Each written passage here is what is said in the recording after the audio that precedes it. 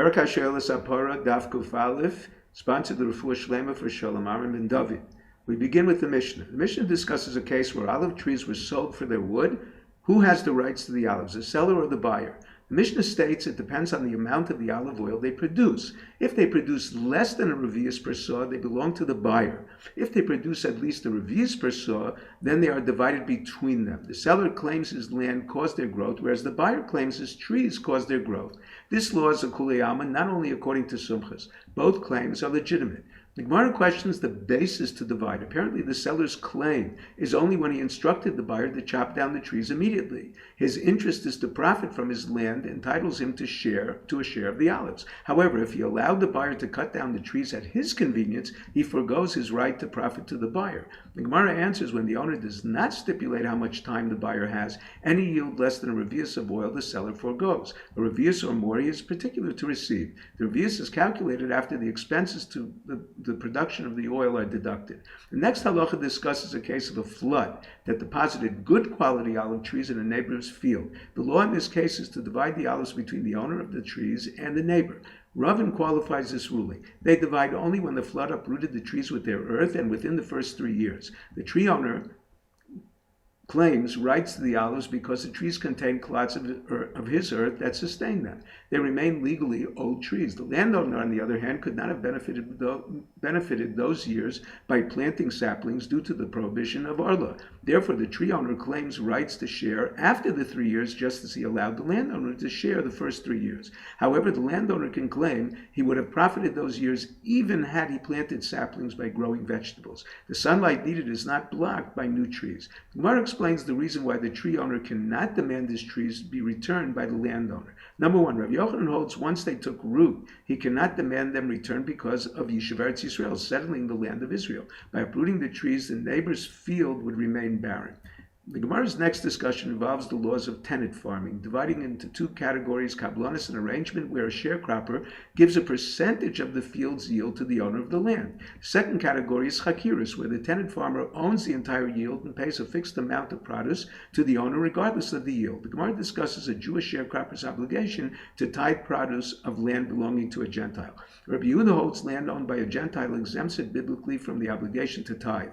A choker, a tenant farmer, is obligated to tithe the field midrabanan, since he owns its yield. Otherwise, it appears he is paying his debt with tevel, non-tithed produce. Sharecropper is not required even midrabanan. He does not own its yield. He merely gives the Gentile owner his share. There is no appearance of paying with tevel. However, if it is his ancestral land, he is required to tithe it fully. The Chachamim understood the land is dear to him. Rather than being burdened to tithe the entire field, he will exert himself to raise the capital to purchase it from the Gentile who expropriated it illegally.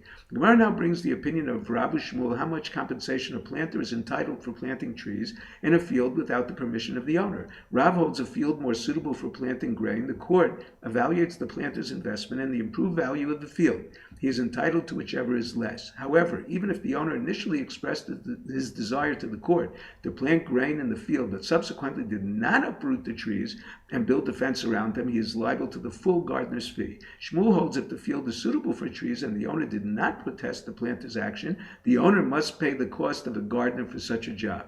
Gemara brings a machlokas Rav Nachman and Rav Sheshes concerning a similar case where a builder rebuilt a ruin without the owner's permission. The builder then reclaimed his building materials. Rav Nachman permits him to dismantle the building. Rav Sheshes forbids it. The Gemara decided the builder is permitted to dismantle the house. However, reclaiming trees planted without the owner's consent is prohibited either because of Yeshivas Yisrael or now the land is unsuitable for any other use. The second reason applies outside Eretz Yisrael. We move on to a new Mishnah. The Mishnah discusses an owner's rights to evict a tenant.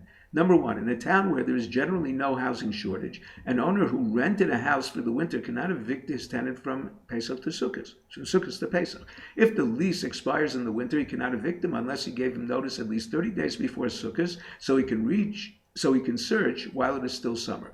30-day advanced notice is required if the lease ends in the summer as well. Even if the owner notified 29 days before Sukkot, he cannot evict him in the winter. The same law applies to the tenant. If he does not notify 30 days in advance of Sukkot, the owner can force the tenant to remain for the duration of the winter since he did not give him the opportunity to find a suitable replacement.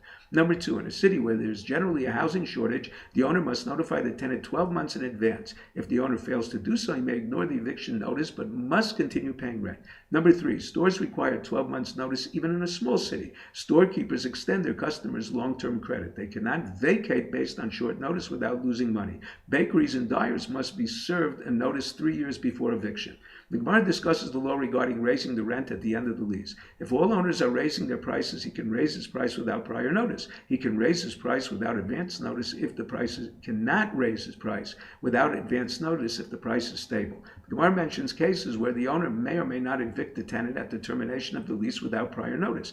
Number 1, if the owner's house collapsed, he may evict his tenant without prior notice. Number 2, if the owner sells, bequeaths, or gives the house away, the requirement of the new owner is the same as the old. Number 3, the owner needs the house for his son's marriage. If there was enough time to serve the tenant an eviction notice and he failed to do so, he cannot evict him. However, if the wedding took place suddenly, he can evict the tenant without notification.